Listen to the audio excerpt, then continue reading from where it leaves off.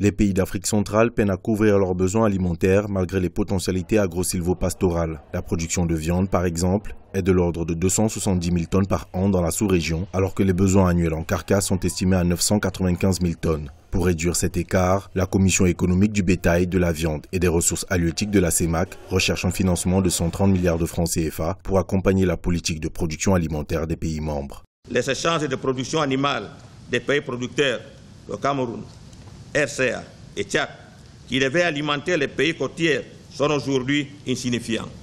De même, les échanges de production halieutique des pays côtiers, Cameroun, Congo, Gabon, Guinée équatoriale, vers les régions continentales de la CEMAC, sont quasiment nuls. L'Afrique centrale dépense près de 3 milliards de francs CFA par an pour importer des produits alimentaires, alors que la sous-région dispose de plus de 240 millions d'hectares de forêts tropicales et possède plus d'1 milliard de têtes de bétail, des ressources sous-exploitées selon certains observateurs.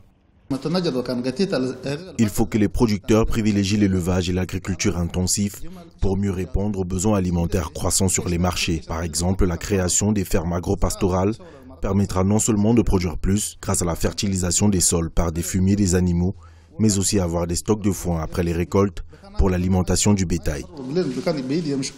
Selon la Commission économique du bétail, de la viande et des ressources halieutiques, les échanges des productions animales et halieutiques entre les pays de la CEMAC sont estimés à moins de 10%.